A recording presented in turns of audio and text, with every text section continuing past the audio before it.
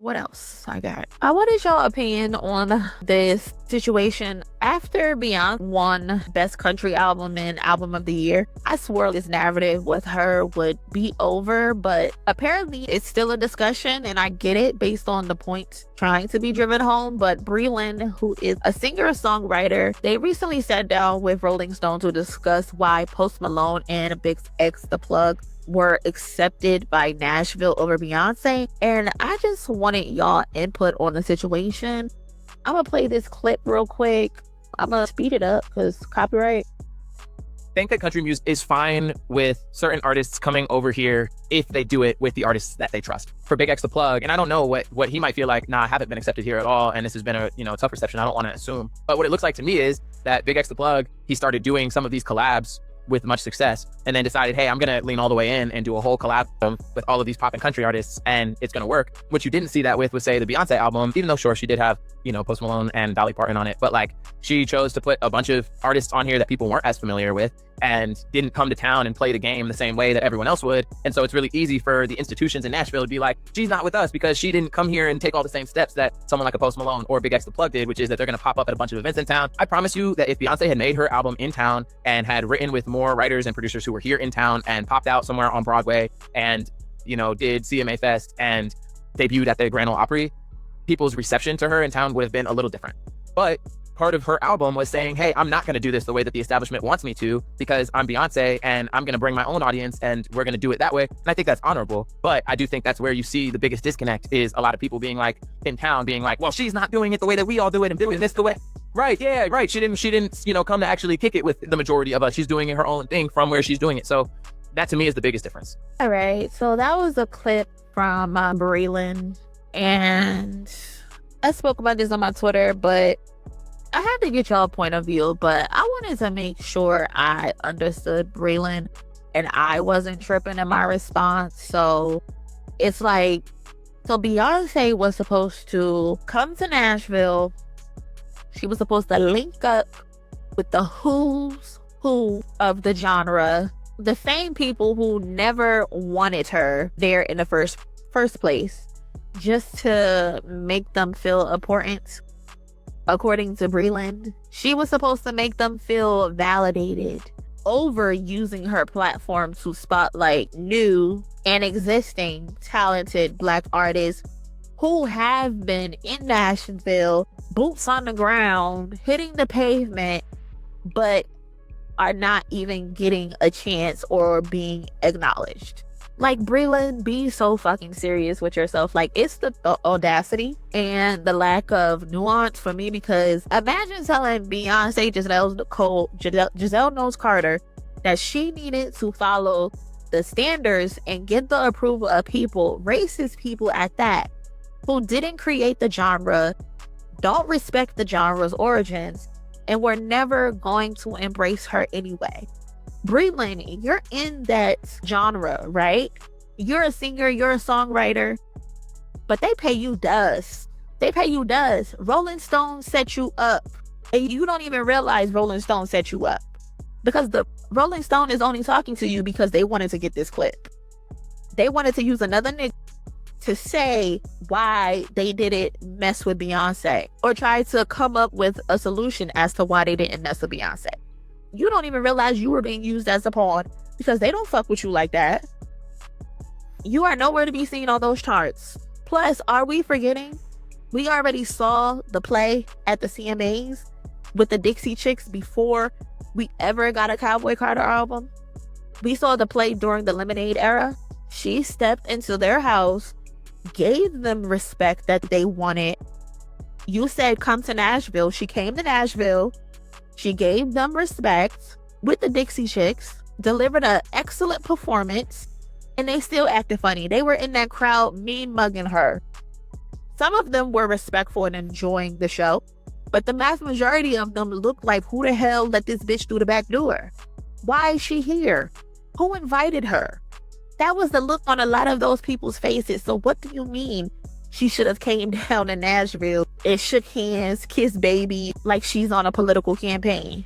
You say Beyonce should have played the game, but when Shaboozey played their game, shout out to Shabooboo, they spit in his face. Came award season. They didn't give him a damn thing. He went down to Nashville. He played the game. He was hugging babies. He didn't tap dance enough. I guess that's what it is. He didn't tap dance enough because, again, during award season, they said kiss my ass. And he had the #1 record in the world for 19 weeks straight. How don't you give him an award? How doesn't he get one award? Make that make sense. Country music disrespected Beyonce first. It was not the other way around. Beyonce simply proved what they refused to admit. She doesn't need the genre. She's bigger than the genre. And she was taking it back home to her people. And that's exactly why they're mad. Her impact is undeniable. She had the entire world in cowboy gear. Pushed artists to explore sounds that they never once thought about touching or being a part of. And she showed Black creatives that they're not confined to a box. If you want to do a different genre, you can do a different genre. Even the CMAs felt that pressure because how did her 15-minute Netflix Christmas special have more eyes than your entire award show for the whole night? Another thing is just the ignorance, especially when it comes from Black people, is embarrassing. I saw Platinum Blonde here and instantly decided she was pandering to white people. Meanwhile, the whole album is her saying, fuck you, this is our history, Black history, and more. She reclaimed what's ours, and y'all missed the message because you don't listen, you just react. Really, sir? You and these glasses, you seem very disingenuous and naive. Beyonce could have done all of those things, and they still wouldn't have respected her. We saw it again with the Dixie Chicks and the CMAs. They made their minds up from jump. She was not wanted there. Them not nominating her for one country music award, despite Cowboy Carter being the best-selling country album in the whole world, also stamped that. So cut the bullshit, Braylon. Don't piss me off. Exactly, Sam. She was out there hugging people, kissing babies, doing everything. They even was disrespecting him at the awards. People coming on stage disrespecting him. For what? For fucking what? No, she did not need to go down there and kiss those people's ass. Fuck out of here and fuck them people. They did him so wrong, Sam. So wrong. Now he tap dance a hole in his shoes. It was never gonna happen. Post Malone is down there because, one, he's white. BigXthaPlug, he's down there because they using him as a caricature. Please, spare me. Please. They do not really like that nigga. Shabooboo. That's not me disrespecting him. That's just a nickname that I have for him. I like Shabooboo. I am a fan of Shabooboo. When I call him Shabooboo, that's just me giving him a nickname. Out here looking like Black Harry Potter without the lightning scar. Seriously, they played so fucking bad, man. Fucking Breland. Someone said she should have came down here.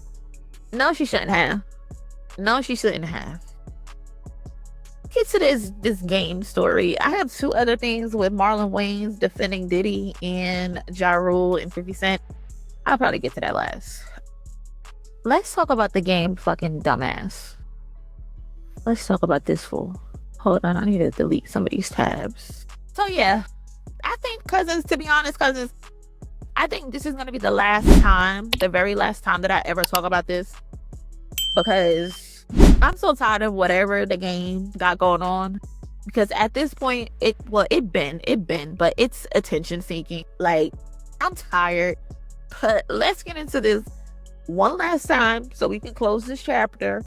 Y'all know it was alleged that the game dissed Kendrick Lamar on his recent album, mixtape, project, whatever the fuck you want to call it. I don't even know what it is, but he allegedly dissed Kendrick on not one, not two, but apparently 4 different songs.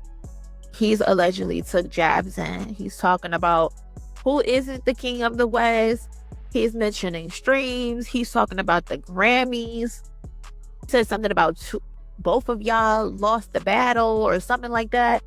And then he's airing out his old grievances towards like Drake not being at the pop out. Just a lot of subliminals, but just pop it real big. Hey cousin, who you chilling with? I'm chilling with MONIE.